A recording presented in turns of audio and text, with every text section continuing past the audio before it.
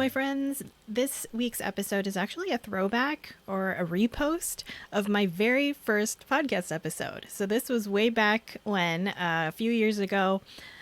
The show was called The Self-Employed Nerd. And so this episode, I was re-listening to it and I was like, you know what, there's a lot of value here for someone who is considering taking that step into entrepreneurship. So if you just kind of want to dip your toe in and kind of feel around to see what the possibilities are, if you want to like really pursue some kind of side hustle, like really, not just thinking about it, not just, one or two Google searches, but like really sitting yourself down and putting in the work, whether it's a side hustle or it's freelancing or coaching or, whatever it is that's on your mind that you think you want to do, that's not the 9-to-5 route. I will say that if you are the type of person who's very picky, not picky, but very sensitive to audio quality, then you're probably not going to enjoy this episode as much because it was before I had my whole setup.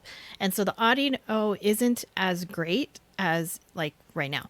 So just letting you know, but I listened to it on my own and I was like, it's okay. It's fine. It's not like it's crackling or it's not bad, but I just wanted to give you a heads up because some people are sensitive to changes in audio levels and audio quality. So there is that in this episode. But I do hope that you'll listen and that you'll share this with your friends who are considering joining you on this entrepreneurial path because there's so much possibility.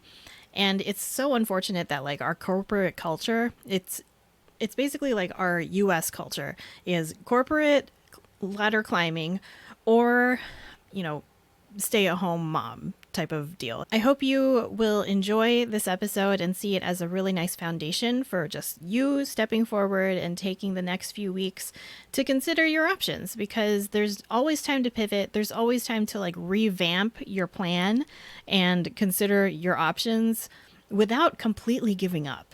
I feel like everyone goes into entrepreneurship and starting a business and then they discover how very, very hard it is once you get like really in the deep end of it. But it turns out that it's worth it.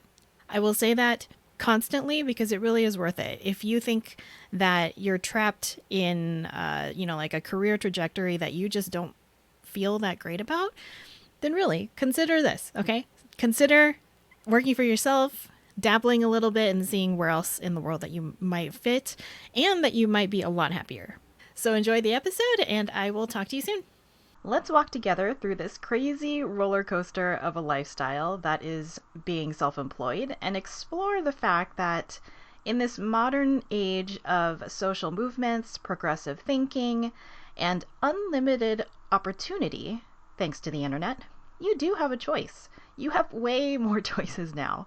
More choices than you did in college when you were trying to figure out the rest of your life when you had, let's face it, very little life experience to go off of.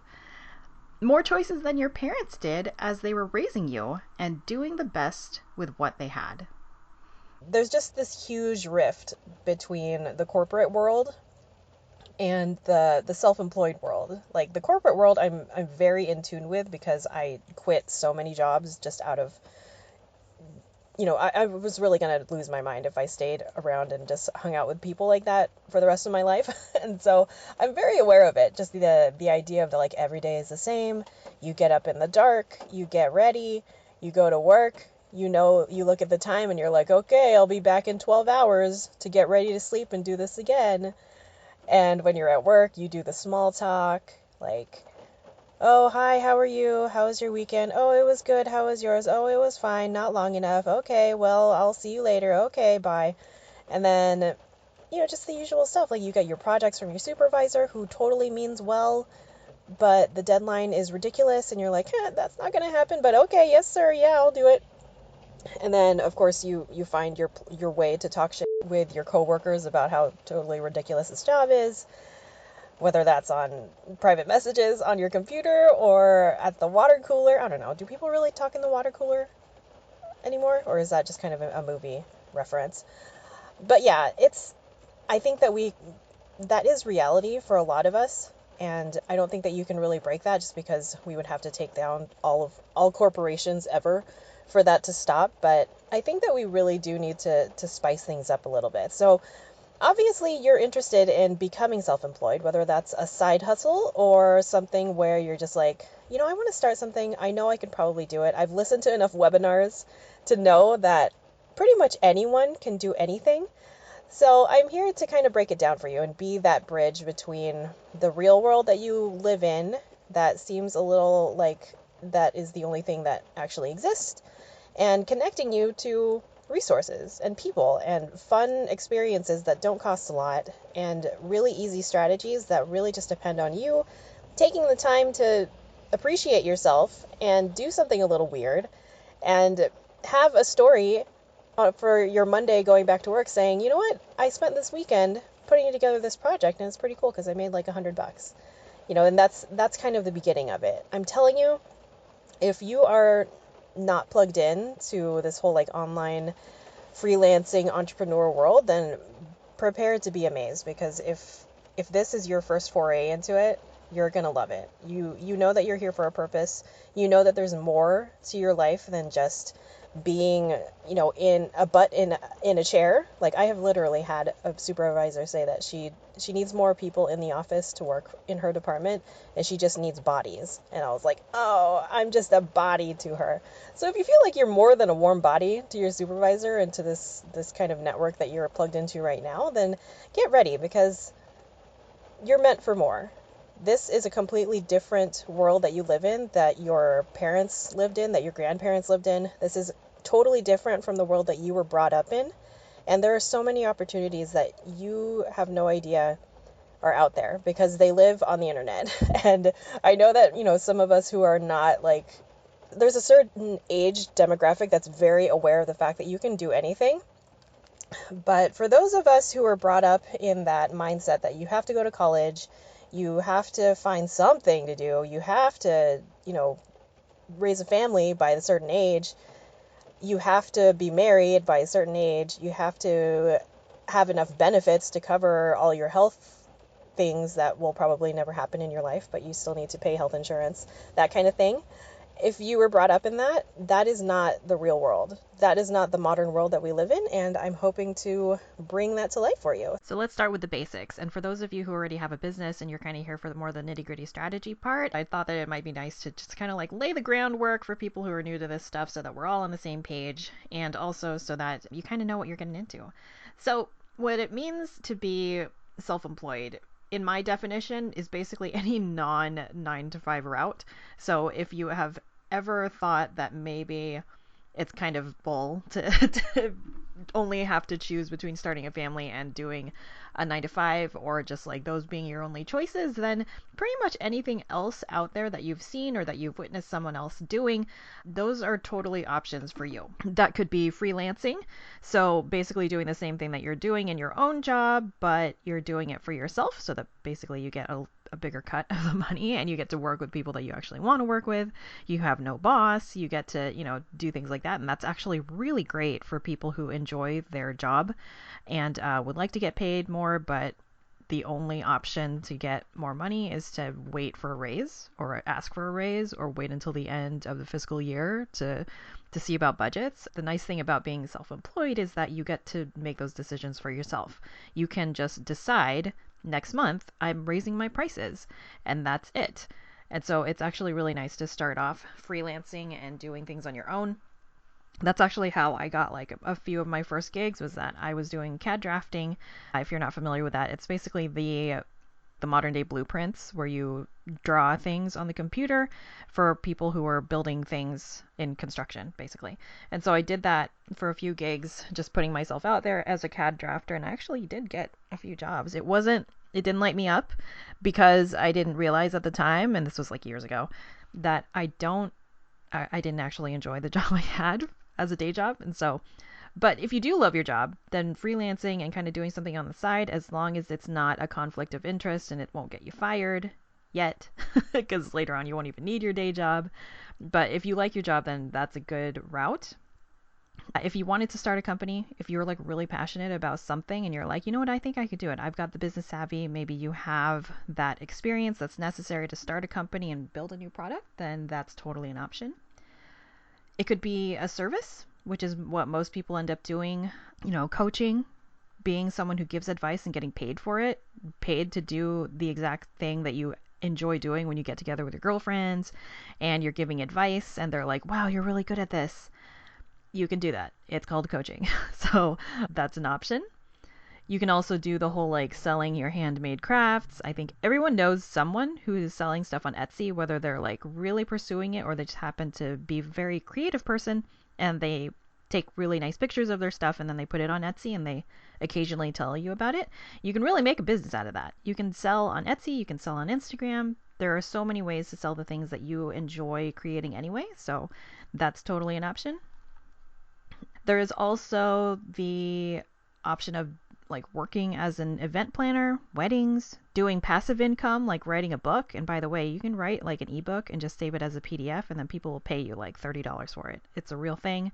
It's not like everyday real life books where people are like, more than $12. No, people actually pay 30, 50, $100 for a PDF document. So that is an option.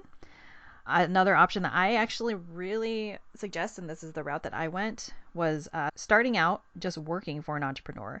So working as an admin assistant, and in the online world, we call it a virtual assistant. So basically any kind of receptionist job, any kind of customer service, that is all lumped together into a role called a VA, a virtual assistant.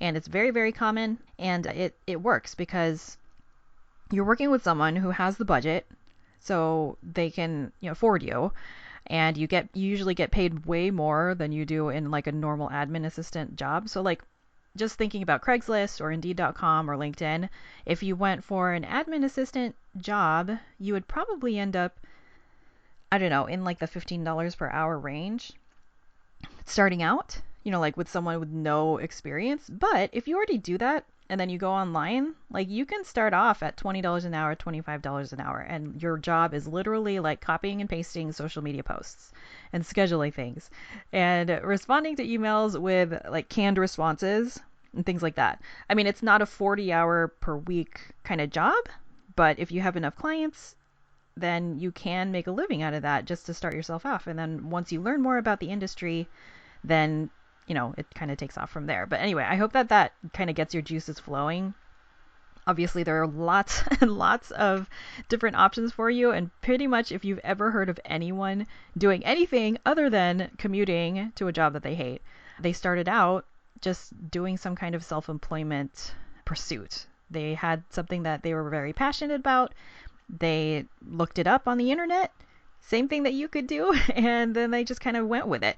I will warn you, and this is where everybody gets scared because they're like, I don't have the money, I don't have the time, I don't have that kind of personality. And I really truly believe that there's room for everyone in this space, and that being self-employed and starting businesses and working directly with the people that you want to work with, and by that I mean working directly with the people whose lives you want to impact versus working with your office manager, who works with your supervisor, who works with the board of directors, who work with the CEO, and then somewhere up in that corporate ladder, some kind of change happens, hopefully, in your current job. So you're literally working directly with the people that you care about. It is fantastic. It's also terrible because, as you can imagine, there are all these like mental hangups that come up, and there's like the confidence, and there's the physical fatigue. So it's not a fairy tale. It is worth it though. And I think it's worth it when you truly focus on the things that light you up, that you're honestly passionate about, and not just the stuff that you've been lying about being passionate about, because that's what keeps you from getting fired, right? So just keep that in mind. There's more to it than that. And I promise, and this is me speaking as someone who just got out of like the worst depression of my life. That was worse than like when my mom died when I was 13 years old. It's still worth it. And so this is what I want you to keep in mind for yourself. This is what I'm hoping I can teach you and I can show you via this podcast so that you can kind of give it a chance. And please keep in mind that it's going to take time. It will take time. In my own experience, I feel like it's kind of like high school, in that when you first start, it's like you're a freshman, you think that you know what you're doing, you're like, oh, I'm a grown up, I'm going to do this now, I'm like totally old and wonderful. And then like your freshman year is very different from your sophomore year. And then your junior year, when you're finally an upperclassman, is very, very different from when you first got to your high school on the very first day of school, right? So just like keep that in mind for your first, 1 to 4 years of business, because this stuff is crazy, but again, worth it. So I'm going to walk you through all of the things, and I'm going to be helping you through all of like the introductory stuff. Maybe for those of you who already have a business and it's kind of like not going that well, then this will be a nice little refresher over the next few episodes. But, we're going to talk about nitty-gritty stuff. So websites, email lists, market research, coffee chats, what to do when you're totally broke and considering bankruptcy, which is a real thing, you guys. But it's part of life, right? And so that is my hope for you and this podcast, and making sure that I'm actually helping you in this decision making process and helping you explore and see all the positive ways that being self employed can help you and your family and your future.